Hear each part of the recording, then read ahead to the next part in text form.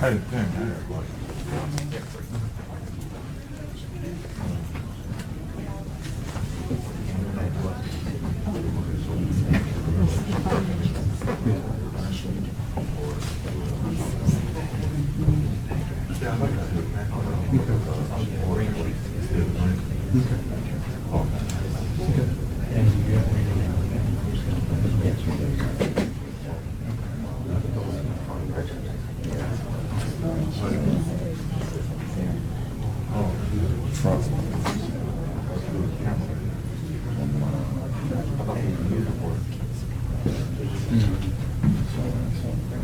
uniform is going to be too short to see.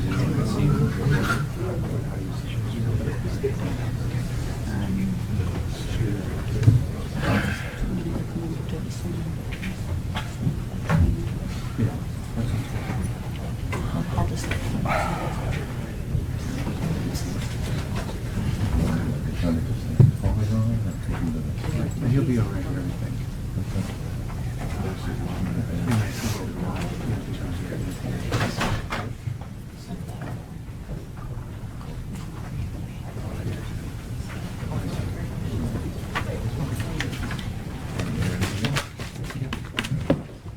Let's call before let's keep it here first. You want to, is your monitor?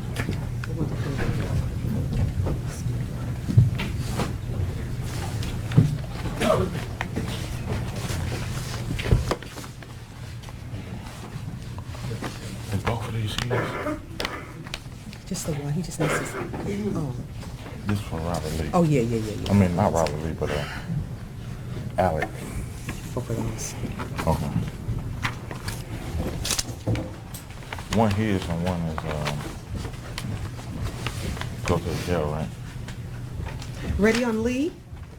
First step up.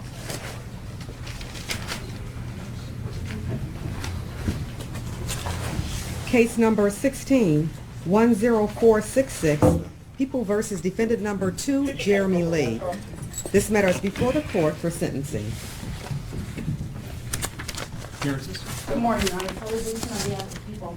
Good morning, Your Honor. Jeff Van Loon on behalf of Mr. Lee, who stands to my left. Today's date time set for sentencing. We're ready to proceed, Your Honor. All right, well, good morning. First, before we begin the sentencing, I'd like to speak briefly to the people that are in the gallery. Ladies and gentlemen, first I note we have a full courtroom. Secondly, I'm aware that there have been on numerous prior occasions security issues. First in 36th District Court, outside of the building, and most recently at the time of this defendant's plea, at which, in both situations, 2 people were arrested. And you can see that we have a number of people from the Wayne County Sheriff's Department here to ensure that we have order and proper security. If there's anybody here who do not believe that they can contain themselves, maintain their composure during this very emotional time, now's the time to leave. I'd also note that, as you know, there are 2 defendants on this case. This is just one of the 2 defendants. If you cannot maintain your composure, or if you have an outburst, you will be excluded for the trial for this defendant's co-defendant. And I suspect many of you here don't want that to happen. So I'm letting you know now that if at this hearing or any hearing in the future you are unable to maintain your composure, then there will be consequences, similar to the consequence that happened when we were here last. All right. I would note that no one has chosen to leave the court, but we will now proceed with sentencing. Have the parties had an opportunity to review the pre-sentence report? Yes, Your Honor. We have, Your Honor. I noticed 2 areas where I believe corrections need to be made. On the bottom of page 3, in a description of the events leading to this matter, the word divorce is used to describe the situation of one of the co-defendant. I believe that should be device, Your Honor, if I'm not mistaken, as opposed to the word divorce. Yes, I agree. Under agent's Yes. description of offense, 4th paragraph down, yes, Your Honor. on page 3, the sentence currently reads as follows. Mr. Barnes' records then show that shortly after his divorce is showing on the Del Rey neighborhood of southwest Detroit. This is open paren, a mostly industrial and sparsely populated area, close paren period. It should read, Mr. Barnes' records then show that after his device, and that device is a cell phone device, his device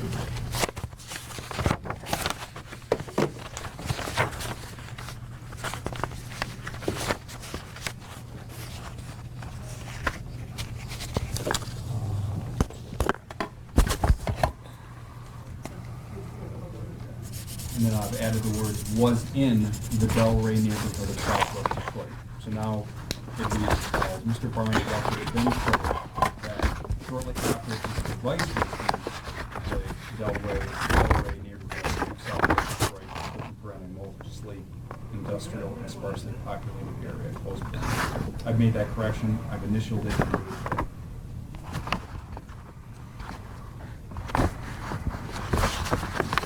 Any other changes? Yeah, in the sentencing guidelines, there's 50 points for larceny, but I don't believe there's a description necessarily within the agent's description. And I would just note for the record that victims, at least at a minimum, the victim's cellular phone was taken from the scene and later recovered in the possession of the co-defendants, Your Honor. So I believe that constitutes the 50 points for larceny. In terms of the guidelines, I'd like to go through those briefly. The Michigan Department of Corrections has scored the defendant as an A3. Due to the fact that he has no prior misdemeanor convictions, felony convictions, or adjudications. So his PRV 1 through 7 are all 0 for a PRV level of an A. Is that correct? That's correct. All right. So in terms of the offense variables, they are scored by the probation department as follows. OV1 20, OV2 15, OV3 25, OV4 0, OV5 15, OV6 50, OV7 50, OV8 15, OV9 10, OV10 15, OV11 0, OV12 10, and then the remainder are all 0. That's OV13 through 20 are 0. For total OV points of 225, a level 3, which would make his minimum guideline range 162 to 270 months. Is that all correct? That is Joe. Yes, Your Honor. And 50 points you were referring to were the 50 points that deals with that there needs to be OV6 that requires either a premeditated intent to kill or committed while committing or attempting to commit an arson, criminal sexual conduct in the first or third degree, child abuse in the first degree, a major controlled substance, robbery, breaking and entering of a dwelling, home invasion in the first or second degree, or a larceny of any kind. And you're Saying that this was the larceny, Your Honor, exactly. I see. All right. So 50 points is properly scored at 6. So guidelines properly scored are 162 to 270. Is that right? That's right. Yes, Your Honor. In terms of sentencing? Your Honor, today's date and time set for sentencing. This happens on basis of a plea arrangement with the prosecution that Mr. Lee has agreed to, Your Honor. We would simply keep this short due to the nature of it, but I would say that while Mr. Lee did not cooperate probably to the total extent the prosecution wanted him to, I would say he did provide a tremendous amount of cooperation in this matter. Reasonable minds can disagree, but there definitely is a reason to believe that perhaps the victim would not have even been discovered by the state had Mr. Lee not cooperated. And many other, one of the eyewitnesses that's a key to this matter perhaps never would have been found had it wasn't for Mr. Lee's cooperation. So while Mr. Lee obviously is charged and was charged with a grievous set of offenses and pled to an extremely serious offense, any consideration that he has given is as a result of helping the prosecution and the police investigate and resolve this matter or to seek justice. And again, while he didn't cooperate perhaps to the 100% degree they had required, he did quite a bit to help move this case along and cooperate with the prosecution, Your Honor. All right, thank you. Ms. Gleason, I understand that there are some people from the victim's family who would like to address the court. Yes, Your Honor, that's correct.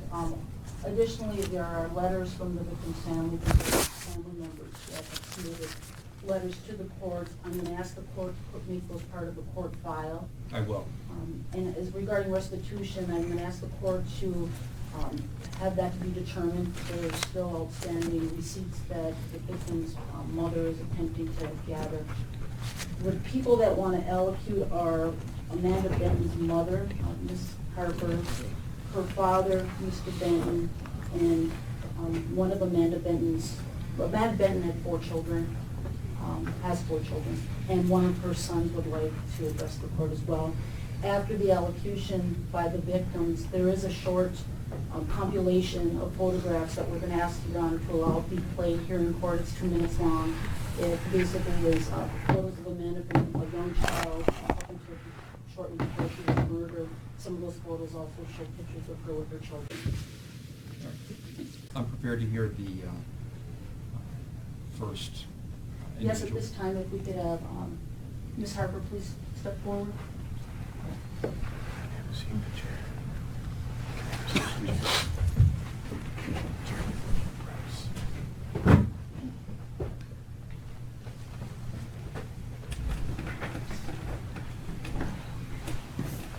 My name is Florine Harper. I am the mother of Amanda Lynn Benton. First off, I would like to thank the court for letting me make a statement. I cannot find the words to say for what was done to my daughter Amanda and my granddaughter Angel. I'm sure there's a lot of anger and pain in this courtroom here today. One thing I cannot understand is how his family is angry with my family. If they were in my shoes, they would want justice too. Amanda was a beautiful woman with the biggest heart of anyone I've ever known. She would help everyone she could. Trust me, she has had her problems as anyone else in this courtroom. But she and her baby did not deserve what was done to them. My anger is for the 2 people that brutally murdered them. I will never understand how anyone could do this to anyone. This is pure evil. September 26, 2016 is the worst day of my life. As soon as I got the call, no one could get a hold of her. We all knew something wasn't right. One thing I know is my life has forever changed. I cannot express the pain, the anger, and my emotions. I want to make this clear. He did not murder one person. There were 2 lives taken in the worst way I could have ever imagined. I never thought one of my children would be murdered, especially the way she was. The thoughts of what was running through her mind, knowing she was going to die. And if it wasn't enough, after beating her, choking her, breaking 4 bones in her neck, they knew she was dead. And to hear him say he put her to sleep, I would still have to say he murdered them both. I don't feel my family is getting the true justice that we deserve. He should be gone for life. I do not agree with this plea at all, because if he gets out again at the age of 16 and to have a mindset to cooperate and taking actions in this, he had many opportunities to stop it, to walk away from it, and not to be a part of it. But he chose to go from the beginning to the end. I don't know if this was a thrill kill, just so they'd know what it would feel like to kill a pregnant woman. I don't understand, you know. One thing I can say is, by the time his first parole hearing will come up, her father and I will probably both be with them. But she has 4 sons, 2 that will have memories of their mother for the rest of their lives, and 2 that won't even ever know who their mother was. Amanda was one that would go down there and feed the hungry bums on the street, pass out toothbrushes to the girls on the streets. She was helpful. She always put a smile. They destroyed my whole entire family. I'm 50 years old, and I don't even know who I am anymore. Who am I going to become? I used to know who I was. One day, I wake up, I'm a mother of 3. The next day I wake up, I'm a mother of 2, and I don't understand why. And then to burn her. So we can't even have a proper goodbye to her. Why burn her? The only thing identifiable on my daughter was a tattoo on her stomach. And I thank God that I was not the one that went to the morgue to identify her. It was my ex-husband, my daughter's fiance, and my son. And just what I was told, I can picture it. And that picture will never leave my mind, ever. True justice would be for him to never make it out. And I pray that he suffers 1,000 times the fear, the torture of what my daughter Amanda did, because that's what's deserved. And I would just like him to know her sons will be grown men, probably with families of their own, when it comes up time for a parole hearing. And they will be there, and this family will fight to the end for the full 60 years to be spent in the prison. And I thank you. Thank you.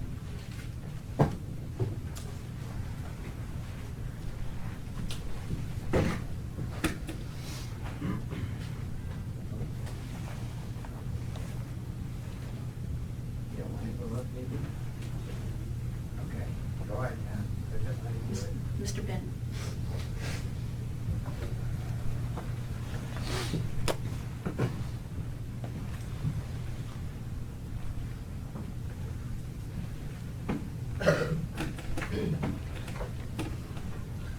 Thank you, Your Honor.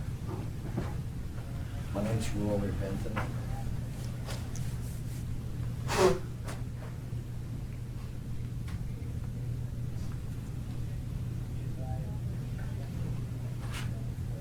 My daughter was Amanda Benton. I want to thank this court for allowing me to speak on behalf of my daughter, Amanda Lynn Benton, and my granddaughter, Angel Dolores Tybo.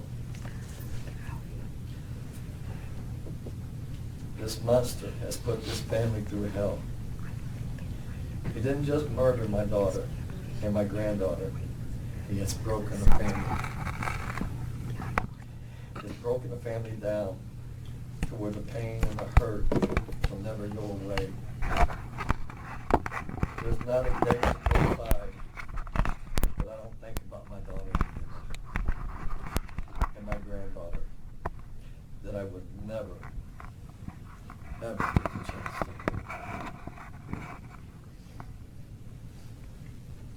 Amanda was not just my daughter. She was my heart. She was my soul. She meant the world to me. She was my best friend.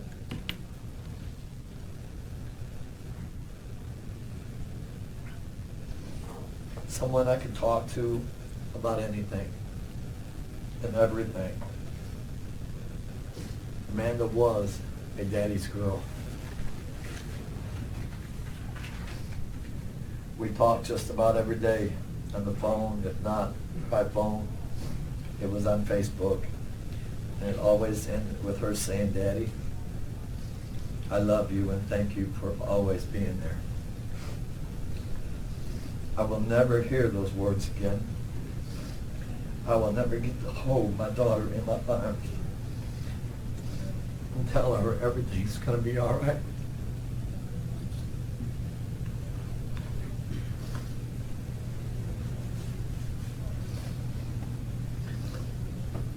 I will never get the chance to walk down the aisle and give her away to the man that loved her so much.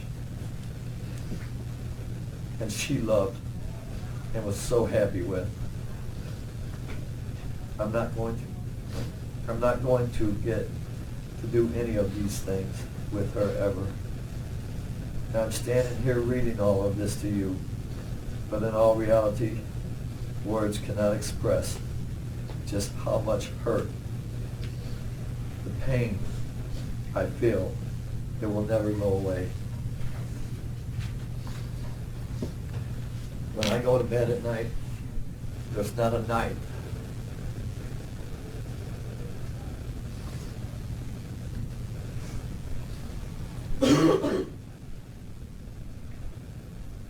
excuse me. Take your time.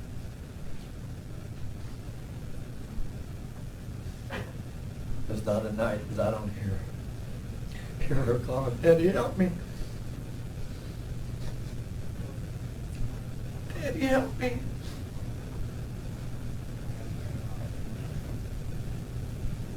"Please, Daddy, help me. I don't sleep no more."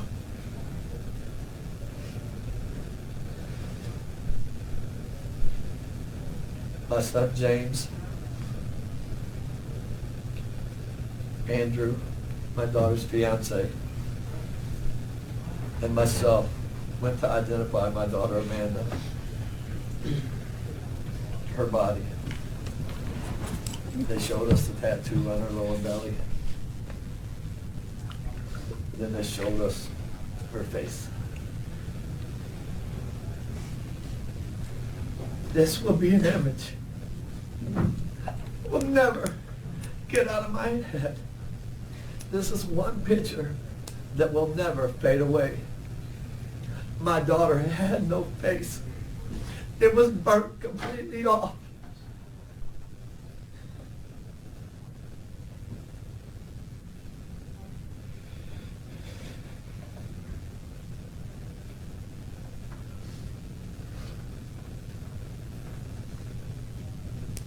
This man took a beautiful young woman and her unborn baby, poured gasoline on her, and set them on fire. How sick can one be to do that to a person? The beating, the kicking her in the face, the stomach, the strangling her, the breaking of her neck wasn't enough for them. No, they had to set her on fire too. This was a senseless, brutal murder of a beautiful young mother of 4 little boys that never should have happened. Now these little boys had to grow up without their mother. The 2 youngest boys don't know what happened to their mother, but the 2 oldest, who I do now have guardianship of, they know most of it. And they live with the pain of their mother's murder every day of their young lives. They cannot even listen to music anymore, Your Honor, without breaking down in tears. Their mother used to sing to them all the time. And every time, and when a song comes on, it brings them to tears. They are They're both going to therapy now, 2 times a week. Our whole family meets with the therapist twice a week in our home and at the school for these boys.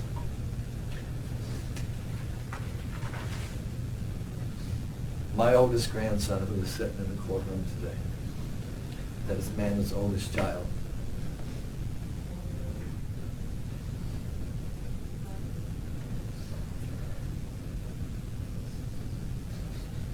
he says he wants to die.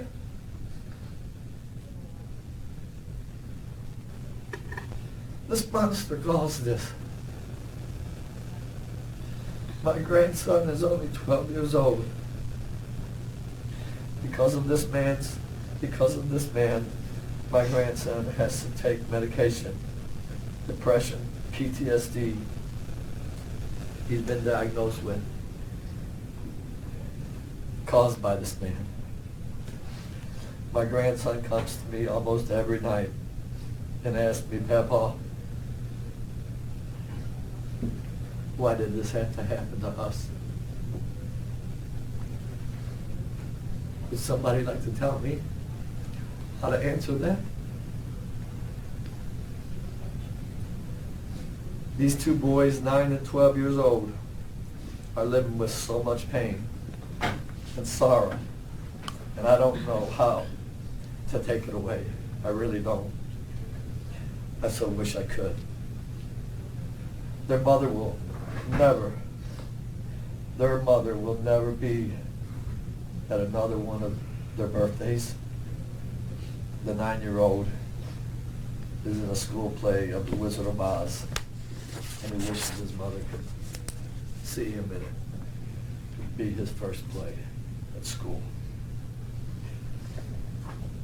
She will never see her boys graduate from high school. She will never see them fall in love, get married, and never get the chance to become a grandmother.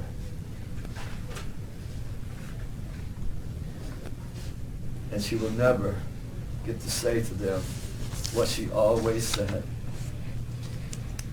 I love you mostest, like chocolate cream toast. She loved her boys very much.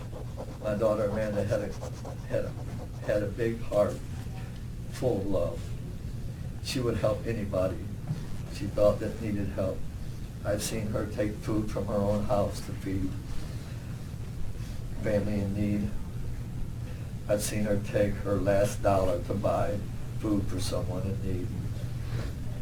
I've seen her take and give her only jacket to someone that needed one. I've seen how big of a heart my daughter had, but what I didn't know was it was bigger than what I thought. When I first heard about when my daughter was missing, I got in my car and I drove down here to Detroit to help in the search. Thank you, Southwest Pride, for helping in this search. So as I was driving down northbound I-75, I got off on the Springwells exit. And while I stopped at the light there, an old homeless man was sitting there. So I handed him a flyer with my daughter's picture on it and asked the man if he had seen her. This old man says, I know her. This is Amanda. She comes here every day and brings me food and sometimes money. Just a few days ago, she had went and bought $50 worth of bread and bologna and made sandwiches and fed the homeless around here. She also had toothbrushes for us and she passed them out to the prostitutes on the street. But I haven't seen her in a couple of days, the man said. I hope you find her. She's a good-hearted young lady. A few days later, Amanda's body was found. I went back to see the old man to let him know that Amanda had been found murdered. The old man broke down in tears.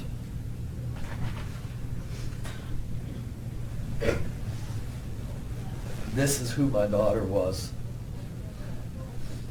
This is who my daughter Amanda Benton was.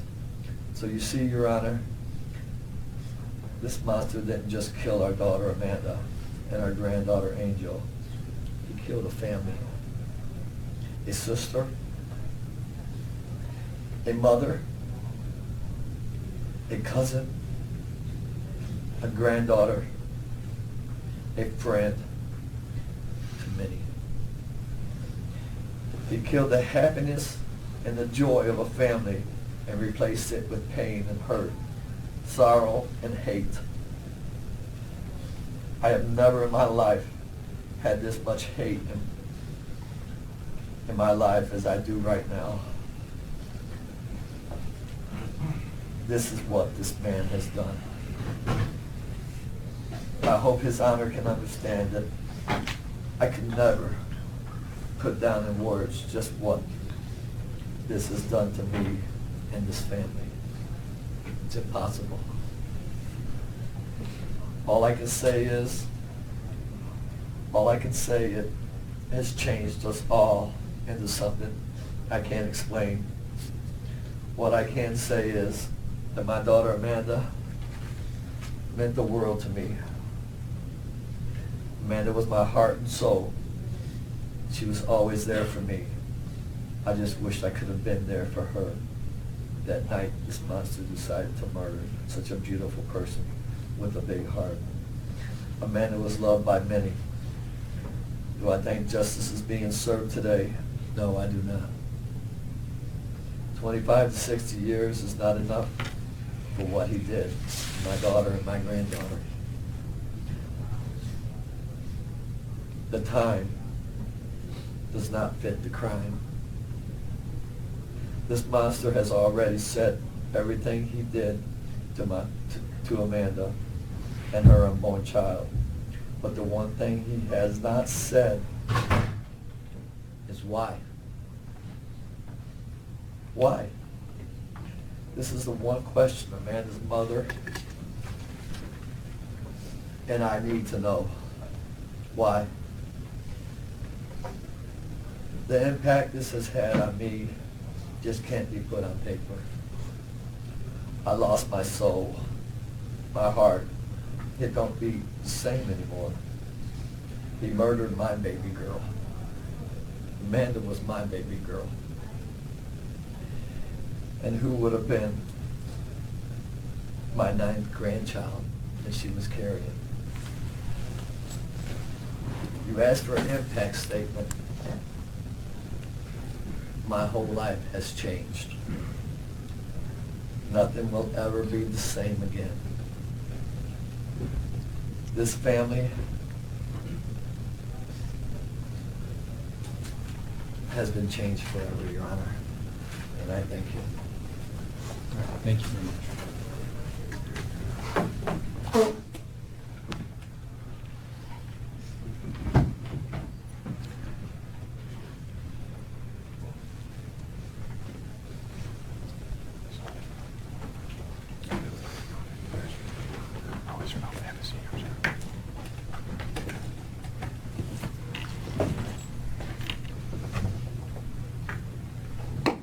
For the record, you're playing the photographs Yes, Your Honor. now on the screen.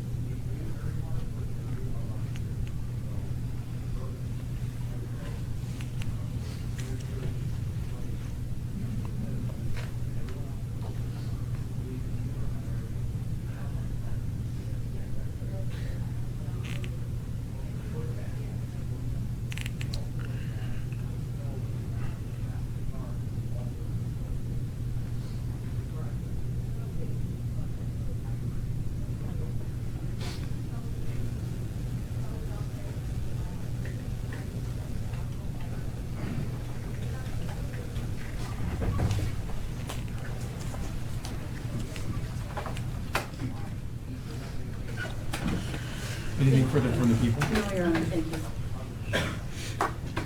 All right, Mr. Lee, please stand. This is the time for sentencing. This is your opportunity to make a statement if you'd like to. You don't have to make a statement, but this is your opportunity if you'd like to make a statement to me or anybody else.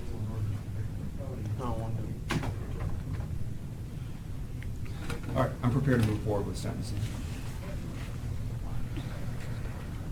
There was a sentence agreement in this case between the prosecution and the defense that I'm prepared to follow.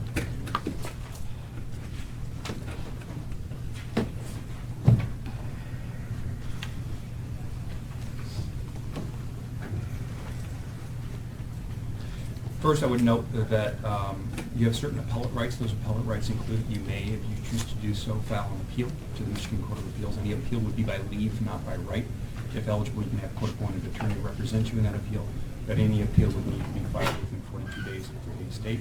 The form that is in front of you now sets forth your appellate rights. I ask you to review and sign that form, acknowledging you understand your appellate rights if you do. Appellate rights form.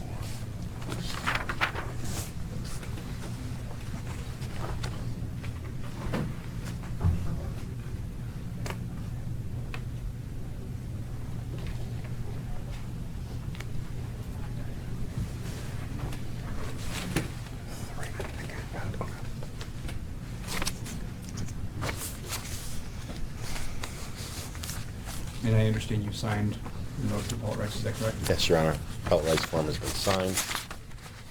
Here's a copy to take with him.